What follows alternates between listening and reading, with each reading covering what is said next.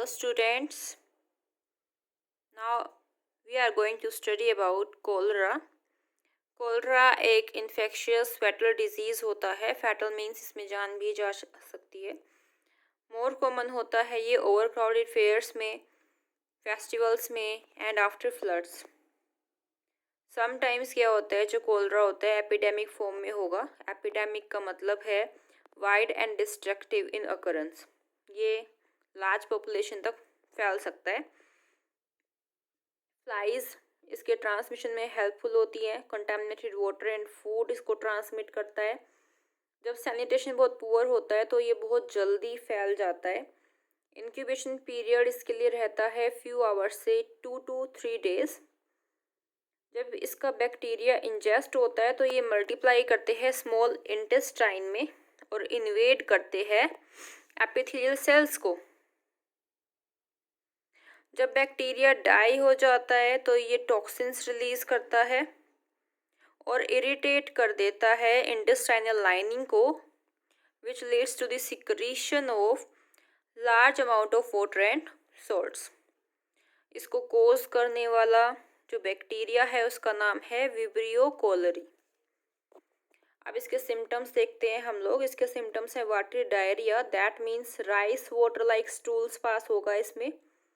ठीक है, जब सुबह फ्रेश होने जाते हैं तो जो स्टूल पास होगा वो राइस वाटर जैसा पास होगा, जो कि बहुत पेनफुल होता है. एफर्टलेस वोमिटिंग होगी, दैट मीन्स कोई न्यूज़िया नहीं होगा, जी मचलाना नहीं होगा, डायरेक्टली क्या होगी, वोमिटिंग.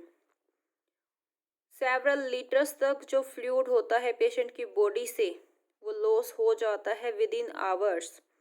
इसकी वजह से डिहाइड्रेशन होता है, मसल क्रैम्प्स होते हैं, वेट लॉस हो जाता है. इसमें ग्रेट लॉस होता है मिनरल साल्ट्स का एंड बॉडी फ्लूइड का, जिसकी वजह से किडनी फेलियर तक हो सकता है. जो पेशेंट की आईज होती हैं वो शंकन रहती हैं, डूबी डूबी जैसी. ठीक है, यहाँ पे आप एक पिक्चर देख सकते हैं. ये पेशेंट है कोलरा का. प्रिवेंशन क्या है, इससे बचाव के तरीके. पर्सन को इम्यूनाइजेशन मिलना चाहिए बाय स्टैंडर्ड कोलरा वैक्सीन. एक डोज ऑफ इम्यूनाइजेशन लास्ट करेगी अबाउट 6 months. ठीक है, 6 महीने तक इससे बचाव होगा एक बार वैक्सीनेशन के बाद. जो कोलरा प्रोन एरियाज हैं, दैट मीन्स जहाँ पे कोलरा होने के ज़्यादा चांसेस रहते हैं, वहाँ पे सिर्फ boiled water and cooked food ही लेना चाहिए. केयरफुल पर्सनल हाइजीन मेंटेन करनी चाहिए. गुड सैनिटेशन को मेंटेन करना चाहिए कम्युनिटी में, जो कि कुछ प्रोटेक्शन है अगेंस्ट कोलरा. कंट्रोल क्या रहेगा इसका, अगर डिहाइड्रेशन को प्रिवेंट करना है तो इसको हम कर सकते हैं with the help of ORS. ORS is oral rehydration solution. ठीक है, इससे इमीडिएटली हो जाता है. इसके अंदर होता क्या क्या है, इसमें 3.5 ग्राम सोडियम क्लोराइड होता है, 2.5 ग्राम सोडियम बाइकार्बोनेट होता है, 1.5 ग्राम पोटेशियम क्लोराइड, 20 ग्राम इसमें ग्लूकोज होता है, 40 ग्राम सुक्रोज होता है. जो जनरली जो शुगर होती है आपकी, जिसको हम डेली यूज़ करते हैं, राइट, वो 1 लीटर पानी में मिक्स करना होता है. इसके स्मॉल स्मॉल सिप लेने होते हैं इंटरवल्स पे. इसकी वजह से पेशेंट को डिहाइड्रेशन से बचाया जा सकता है. डिहाइड्रेशन का मतलब होता है पानी की कमी. रिहाइड्रेशन का मतलब है जिसमें पानी की कमी हो चुकी है उसकी पानी की कमी को पूर्ण करना. ठीक है, अब देखते हैं इसके दूसरा मेथड कंट्रोल का. इमीडिएट मेडिकल एडवाइस मिलनी चाहिए. जो एंटीबायोटिक्स है जैसे कि टेट्रासाइक्लिन, वो इस बैक्टीरिया को किल कर सकते हैं. एंटीबायोटिक्स क्या होता है, एंटीबायोटिक्स केमिकल सब्सटेंसेस होते हैं जो कि लिविंग ऑर्गेनिजम्स ही प्रोड्यूस करते हैं, जैसे कि बैक्टीरिया, फंगी एक्सेट्रा, जो कि किल कर सकते हैं या पैथोजेनिक माइक्रोब्स की ग्रोथ को स्टॉप कर सकते हैं, जैसे कि बैक्टीरिया, फंगी. कुछ इंपॉर्टेंट एंटीबायोटिक्स जो जाने जाते हैं वो कौन कौन से हैं, पेनिसिलिन, टेट्रासाइक्लिन. टेट्रासाइक्लिन की हमने बात की कि कोलरा में हेल्पफुल है. और भी इसके अलावा बहुत सारे होते हैं, जैसे स्ट्रेप्टोमाइसिन है, क्लोरोमाइसिन है, क्विनोक्लोन्स है, cephalosporin, head sector. Next disease is typhoid. Typhoid most communicable disease है इंडिया में। टाइफॉइड फीवर कॉमन होता है ह्यूमंस में ऑफ 1 to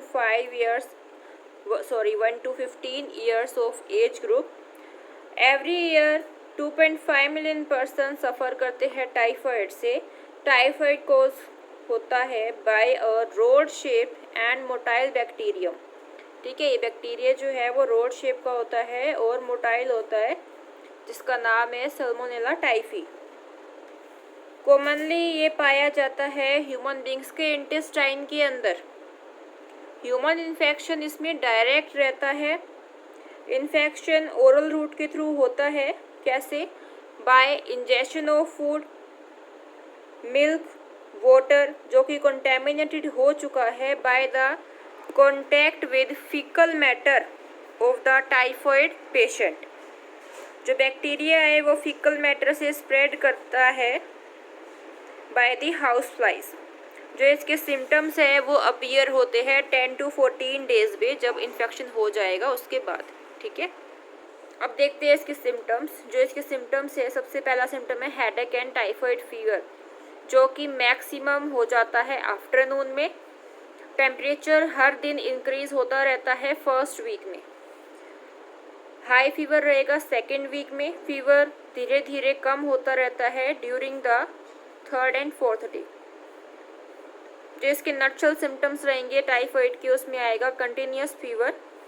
ओफन ये होता है विद डेलीरियम। डेलीरियम होता है डिसऑर्डर ऑफ द माइंड। इसमें स्लो पल्स रहती है, डायरिया रहता है वाटर गिन स्टूल्स के साथ, और इसमें रैशेस हो जाते हैं पेशेंट की बॉडी के ऊपर। ठीक है, मतलब रोजी स्पॉट्स आपको देखने को मिलेंगे। ठीक है, अब प्रिवेंशन, प्रॉपर सैनिटेशन से इसको प्रिवेंट किया जा सकता है। डिस्पोजल ऑफ फीकल मैटर, इससे भी प्रिवेंट किया जा सकता है इस इन्फेक्शन को। टैब वैक्सीनेशन अगर करवाया जाए, जो कि इम्यूनिटी प्रोवाइड करता है 3 साल के लिए। टैब वैक्सीन के अंदर किल टाइफॉइड बैसिली होते हैं, साथ ही साथ salmonella paratyphi A and B होते हैं।